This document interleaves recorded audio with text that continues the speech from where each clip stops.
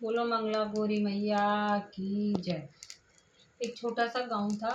उसमें एक साहूकार रहता था। साहूकार बहुत धनवान था, लेकिन उसके कोई संतान नहीं थी। वो दोनों बहुत दुखी रहते। पति पत्नी अपने सारी खुशियां उनके पास थी, लेकिन संतान नहीं होने से उनको बहुत कष्ट होता था। एक दिन उनके घर में कुछ महात्मा आए।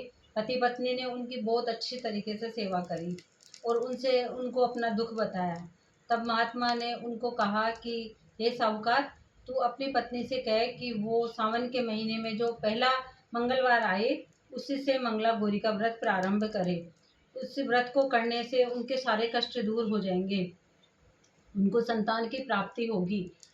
तो साहूकार अपनी पत्नी को बोला कि तुम मंगला गौरी का व्रत प्रारंभ कर दो। साहूकार की पत्नी ने पहले सावन से ही व्रत चालू कर दिया।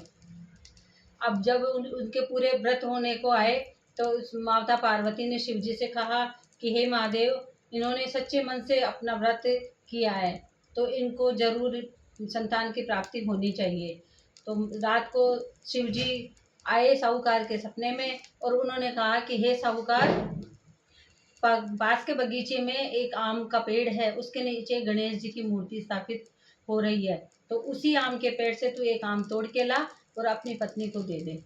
अगर तेरी पत्नी ने वो आम खा लिया तो तुझे संतान की प्राप्ति जरूर होगी। साहूकार गया और बहुत खोजने पे उसको वो आम का पेड़ मिला। वो आम तोड़ने के लिए जैसे ही साहूकार ने पत्थर मारे, तो पत्थर गणेश जी की मूर्ति पे आके लगा।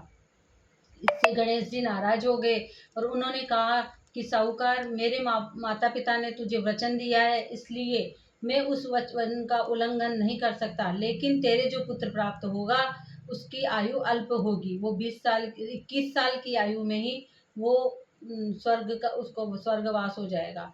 तो उसने कहा कि ठीक। वो अपने मन में सोचा कि क्या करूं, मैं अपनी पत्नी को ये बात कैसे बताऊं। वो मन में बहुत चिंता करता। उसने आम ले जाके अपनी पत्नी को दे दिया और उसकी पत्नी गर्भवती हुई और 9वें महीने उनके एक पुत्र रत्न की प्राप्ति हुई। उनका बेटा बड़ा होने लगा। जब वो 20 साल का हुआ, तो अपने पिता के कारोबार में उनकी मदद करने लगा। एक दिन पिता और पुत्र दोनों कारोबार से वापस लौट रहे थे। नदी के किनारे वो लोग विश्राम करने के लिए बैठ गए। वहीं नदी के किनारे पे 2 लड़कियां थी जो कपड़े धोने के लिए आई थी। एक का नाम कमला था, दूसरी का नाम मंगला था। कमला ने मंगला से कहा कि मंगला, क्या तू मंगला गौरी का व्रत करेगी? तब उसने कहा कि ठीक है, इस व्रत के करने से क्या होगा? तब कमला ने बताया कि यह व्रत जो भी सौभाग्यवती स्त्री करती है, उसके पति की लंबी आयु होती है और वो सौभाग्यशाली हो जाती है। तो साहूकार उन दोनों की बातें सुन रहा था। अब उसने सोचा कि अगर मेरे बेटे की शादी इस मंगला से हो जाए, तो मेरे बेटे को जो श्राप मिला है वो उससे मिट जाएगा और मेरे बेटे की भी आयु लंबी हो जाएगी। वो उन लड़कियों के पीछे पीछे चल दिया और मंगला के घर गया। मंगला के घर जाके उसके पिता से कहने लगा कि क्या आप अपनी बेटी की शादी मेरे बेटे से कर देंगे? तो वो एक नामी साहूकार था। मंगला के पिता ने सोचा कि मेरी बेटी का रिश्ता इतने अच्छे घर से आया है, तो मैं क्यों मना करूं। उन्होंने मंगला की शादी साहूकार के बेटे से कर दी। अब शादी होने के बाद जब पहला सावन आया, तो मंगला ने मंगला गौरी का व्रत प्रारंभ किया। जब मंगला गौरी का व्रत समाप्त हुआ, तब साहूकार का बेटा 21 साल का हो चुका था। तो पार्वती जी ने आके और मंगला को वचन दिया कि हे मंगला, मैं तेरे व्रत और तपस्या से बहुत खुश हूँ।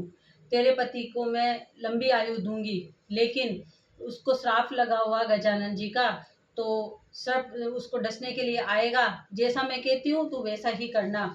तो उसने कहा कि ठीक है, मैं वैसा ही करूँगी। पार्वती जी ने कहा कि मंगलवार के दिन, जब तेरा लास्ट मंगलवार हो, तो उस दिन तू एक दूध का कटोरा लेना, एक मिट्टी का घड़ा लेना और दूध के कटोरे के पास ही रख देना। जब सांप तेरे पति को डसने आएगा, तो वो दूध पिएगा।